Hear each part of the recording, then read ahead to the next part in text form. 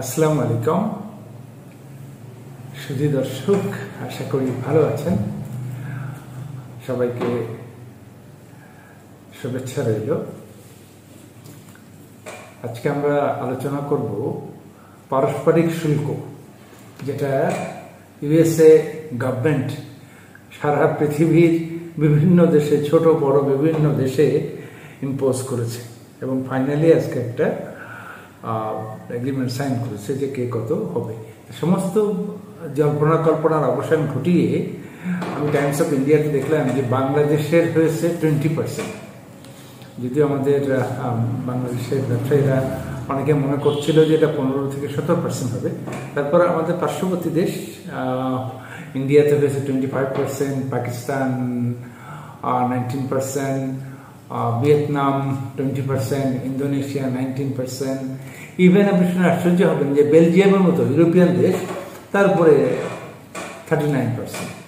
তো এইগুলো আসলে মানে কোথায় যে কি হচ্ছে এটা আসলে বলা মুশকিল। অর্থাৎ আপনি আমেরিকার অধিকার এবং তার মতবাদ বলেন আর তার ওপিনিয়ন বলেন, এর বাইরে একটু গেলেই আপনাকে একেবারে জোর কদমে এসে দখল না করে টেকনিক্যালি চেপে ধরা হচ্ছে। এটা একটা নয়া উপনিবেশবাদ বলতে পারেন। অর্থাৎ আগেকার দিনে একেবারে জায়গা জমি দখল করে সেখানে রাজত্ব কেড়ে পরিবেশ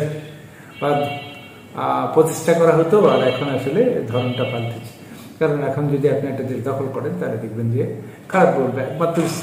একমাত্র ইসরায়েল দেখেন যে ওর অবস্থিতি করে আমাদের ফিলিস্তিনকে দখল করে রেখেছে, আর তার সবচেয়ে বড় সহযোগী হলো আমেরিকা আর ইউকে। তাই আমেরিকা যেহেতু এইরকম টেকনিক্যাল উপনিবেশ বা তার ব্যবসার মধ্যে রেসিপ্রোকাল ট্যারিফের মাধ্যমে ধরে রাখার চেষ্টা করছে, বা আগ্রাসন, আমি বলবো আগ্রাসন, এই যে বণিকবাদের আগ্রাসন এটা চালিয়েছে, তো আমেরিকার কাছে অসম্ভব কিছু নয়।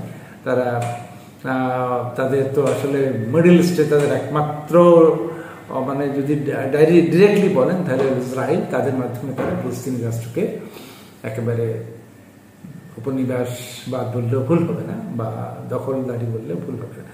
আসলে দেখেছি যে বাংলাদেশের যে গার্মেন্টস শিল্প নিয়ে এত আলোচনা হচ্ছিল যে বাংলাদেশ শেষ পর্যন্ত কি হবে না হবে, কিন্তু সবচেয়ে আসার কথা হলো যে আমাদের যারা কম্পিটিটার বা যে কম্পিটিটরে উঠতে পারতো, যেমন ভারত, সে কিন্তু তাকে কিন্তু গভর্নমেন্ট মানে ইউএসএ বা ট্রাম্প যাই বলেন, যেহেতু ভারতের সাথে সম্পর্ক ভালো যাচ্ছে না, এই জন্য তারা কিন্তু 25% চাপিয়ে দিয়েছে। আর আমাদের মেন কম্পিটিটার, আমাদের চায়নার পর তো অনেক আছে আগে থেকে, আমাদের মেন কম্পিটিটর হলো ভিয়েতনামে 25%, বাংলাদেশে 20%। আর আরেকটা দেশ যার আসলে উঠে আসার সম্ভাবনা ছিল, সেই উঠে আসার যে সম্ভাবনা, যাদের প্রচুর ম্যান পাওয়ার আছে এবং যাদের ইনফ্রাস্ট্রাকচার গড়ে তোলা কঠিন নয়, তাদের ইকোনমিক অবস্থা আমাদের চেয়ে অনেক ভালো, ইন্দোনেশিয়া, তারা কিন্তু আমাদের চেয়ে 1% কম আছে, 19%। এবং আমাদের সাবকন্টিনেন্ট আর একটা দেশ, তারা যদি সম্ভাবনাময় কিন্তু আসলে অনেক সময় তারা কাজটা করে উঠতে পারেন, সেটা হলো পাকিস্তান, তাদেরও 1% কম, অর্থাৎ 19%। এবং মিয়ানমারে কিন্তু 40%। আর ইরান আর রাশিয়া তো এর মধ্যে থেকে বাদ গেছে, কারণ তাদের অসংখ্য নিষেধাজ্ঞা আগে থেকে দেওয়া আছে, তো নতুন করে তাদের নতুন করে আসলে তাদের কিছু দেওয়া নেই। তো এগুলো ছিল আসলে আমরা এই মানে কয়েকটা দেশের কথা আলোচনা করলাম যে স্বার্থগুলো আসলে আমাদের সাথে রিলেটেড, অর্থাৎ বাংলাদেশের ব্যবসা বাণিজ্য ছাড়া। এবং দেখবেন যে অনেকগুলো দেশ, সৌদি আরব, জাপান, ব্রাজিল, দেখবেন যেগুলো 10%, তাদের কোনো চেঞ্জ হয়নি। মানে যারা একদম তাদের সাথে সম্পর্ক ভালো, কাতার। আর আবার দেখবেন যে অনেক দেশ আছে যে, আমি দেখলাম ম্যাক্সিমাম দেশই, টাইমস অফ ইন্ডিয়াতে দেখলাম ম্যাক্সিমাম দেশই 15%, 15% সংখ্যায় বেশি। আবার অনেকগুলো দু একজন বেশি আছে, নাইজের তা না, 25% আছে অনেকের। তো সেই তুলনায় এই মানে এই যে 35% এডিশনাল যে চার্জ করা হয়েছিল বাংলাদেশ থেকে, সেখান থেকে যে বাংলাদেশ 20% আসতে পেরেছে, এটা আসলে দেখলাম যে বিএনপির সালাউদ্দিন সাহেব বলছে যে আসলে সালাউদ্দিন সাহেব না, আমি ঠিক মনে করতে পারছি না, যে আসলে ভিতরে কি দেওয়া, ডেলি স্টারের দেখলাম যে ভিতরে কি দেওয়া হয়েছে তা তো উনি জানেন না, এই জন্য তিনি মন্তব্য করবেন। বাট এগেইন আমি বলবো যে ইউনূস সাহেবের ডেফিনেটলি তার ডিপ্লোম্যাসির একটা পজিটিভ দিক। আমি জয় বলবো না, ডিপ্লোম্যাটকে জয় বলার কিছু নেই, উনি একটু সাকসেসফুলি ডিল করতে পেরেছেন। শুধু আমরা কেন, যেমন ইউরোপীয় ইউনিয়নের উপর তারা 15% ইম্পোজ করেছে এবং তাদেরকে $750 বিলিয়ন আমেরিকাতে তাদের এনার্জি সেক্টরে ইনভেস্ট করতে হবে এবং $600 বিলিয়ন মিলিটারি ইকুইপমেন্ট কিনতে হবে। সেখানে তো আপনি কিছু গম কিনবেন, কিছু সয়াবিন কিনবেন, 25টা প্লেন কিনবেন বা আরো এটসেট্রা এটসেট্রা, ছোটখাটো কিছু জাস্ট ট্রেড ইমব্যালেন্স কমানোর জন্য।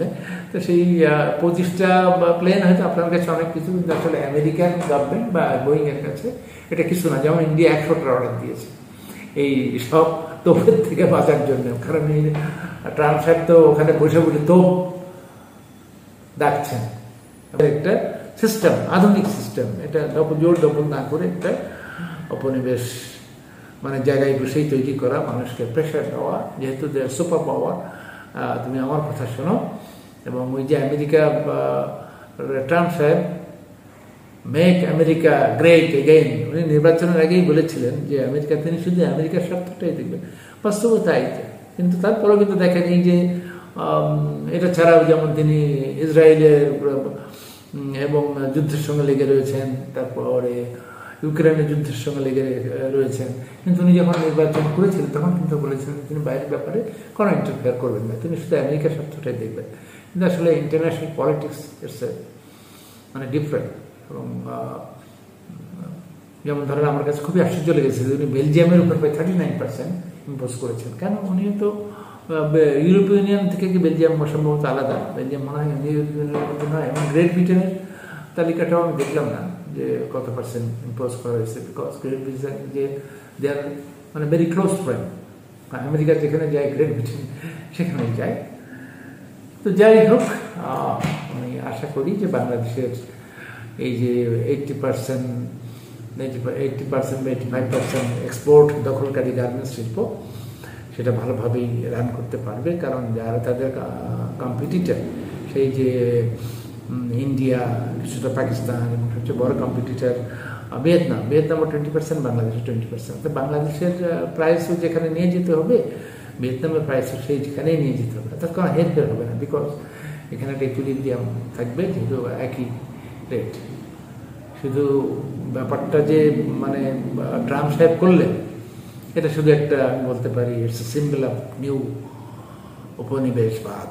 এটা একটা নতুন উপনিবেশবাদের একটা স্টাইল, যেটা দিয়ে তিনি সারা বিশ্বকে চমকিয়ে দিয়েছিলেন। এবং আমার মনে হয় যে তার এই যে বাণিজ্যিক অ্যাগ্রেশন বলেন আর টেকনিক্যাল অ্যাগ্রেশন বলেন আর এই উপনিবেশবাদ বলেন, উনি সেটা করবেন। আমরা আগে সাধারণত জানতাম যে এই উপনিবেশবাদ করেছিলেন ব্রিটিশরা, স্পেন, পর্তুগাল, ডাচ, এরা সারা বিশ্বে বহু উপনিবেশ। এবং এই যে আজকের যে উত্তর আমেরিকা, এই উত্তর আমেরিকার পার্টলি বিফোর ইন্ডিপেন্ডেন্স কিন্তু এটা ব্রিটিশরা দখল করেছিল। ইভেন কানাডা, এইগুলো থেকে কিন্তু ব্রিটিশদের থেকেই তাদেরকে স্বাধীনতা নিতে হয়েছে ফ্রান্সের সাহায্যে। যে লিবার্টি, দেখেন স্ট্যাচু অফ লিবার্টি, এটা কিন্তু ফ্রান্সের দেওয়া। তারপরেও কিন্তু এটা ছাড়াও কিন্তু দেশ আমেরিকার স্বাধীনতা পাওয়ার পরেও আমেরিকা কিন্তু, যেমন ধরেন ফিলিপিন, কিউবা, ডোমিনিকো, বিভিন্ন জায়গা কিন্তু তারা উপনিবেশবাদ করেছিল, উপনিবেশবাদ তারা গঠন করেছিল। এবং দেখা যায় সম্ভবত 1902 সালের দিকে তারা একবার ফিলিপাইন দখল করেছিল। আবার দ্বিতীয় বিশ্বযুদ্ধের সময় জাপানের থেকে আমেরিকা মুক্ত করে 1944 সালে ফিলিপিনকে কিন্তু তারাই স্বাধীনতা দেয়। আসলে গল্পগুলো একটু ভিন্ন রকম। যাই হোক, আমরা আজকে এখানে রাখি। আমাদের এই ছোট্ট চ্যানেলটিকে আপনারা যদি সাবস্ক্রাইব করেন তাহলে আমরা খুশি হব এবং আপনাদের কাছে ফিরে আসতে আমাদের অনেক ভালো লাগবে। সবার উপরে দেশ। আল্লাহ হাফেজ।